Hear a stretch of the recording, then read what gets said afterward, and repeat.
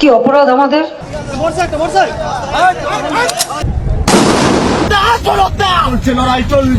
আজকে সেই 5ই আগস্ট, ঐতিহাসিক এক বিজয়ের দিন। মনে পড়ে কি সেই করুণ দিনগুলোর কথা, যা কাঁদিয়েছিল বাংলার প্রতিটি মানুষকে।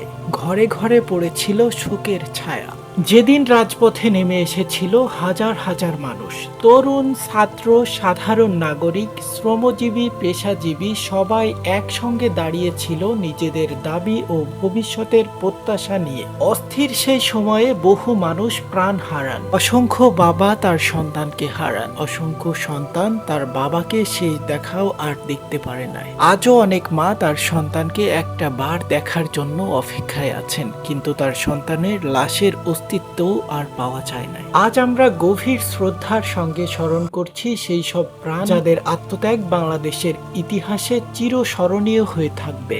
জুলাই জুড়ে আন্দোলন ধাপে ধাপে আরো বিস্তৃত হতে থাকে। দেশের বিভিন্ন প্রান্তে বিক্ষোভ, মিছিল, সমাবেশ ছড়িয়ে পড়ে। উত্তেজনা, সংঘর্ষ এবং অনিশ্চয়তার মধ্যেও আন্দোলনকারীরা তাদের কর্মসূচি অব্যাহত রাখেন। প্রতিটি দিন নতুন নতুন ঘটনার জন্ম দেয়, আর দেশ জুড়ে তৈরি হয় এক অভূতপূর্ণ রাজনৈতিক পরিস্থিতি।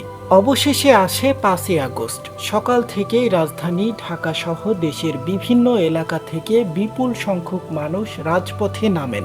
আন্দোলনের গতি আরো তীব্র হয়ে ওঠে। এক পর্যায়ে বিক্ষোভকারীদের বড় অংশ জাতীয় সংসদ ভবন ও গণভবন অভিমুখে অগ্রসর হন। সারা দেশের দৃষ্টি তখন রাজধানীর দিকে নিবদ্ধ ছিল।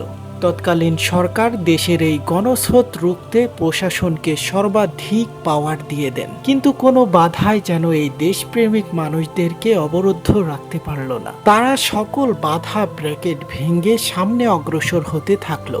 অবশেষে পরিস্থিতি দ্রুত পরিবর্তনের মধ্যে তৎকালীন প্রধানমন্ত্রী শেখ হাসিনা দেশ ত্যাগ করলেন। এরপর তার সরকারের পতন ঘটে এবং বাংলাদেশের রাজনৈতিক অঙ্গনে একটি নতুন অধ্যায়ের সূচনা হয়। অনেক মানুষের কাছে এই দিনটি ছিল দীর্ঘ আন্দোলনের পর কাঙ্ক্ষিত পরিবর্তনের প্রতীক, আবার বহু পরিবারের কাছে এটি ছিল প্রিয়জন হারানোর গভীর বেদনার দিন। আজ 5ই আগস্ট আমরা শুধু একটি রাজনৈতিক পরিবর্তনকে স্মরণ করছি না, আমরা স্মরণ করছি সেই সব মানুষকে যারা আর কখনো ঘরে ফিরতে পারেনি। স্মরণ করছি সেই মায়েদের যাদের সন্তানের অপেক্ষা আজও শেষ হয়নি। স্মরণ করছি সেই পরিবারগুলোর নীরব কান্না, যাদের জীবনে সেই দিনটি চিরস্থায়ী শোকের স্মৃতি হয়ে আছে।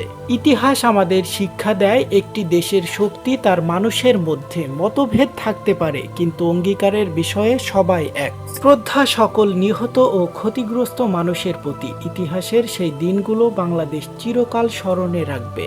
শহীদদের স্মরণে ভিডিওটি সর্বত্র ছড়িয়ে দিন। ভিডিওটি ভালো লাগলে লাইক অ্যান্ড সাবস্ক্রাইব করে আমাদের সাথেই থাকুন।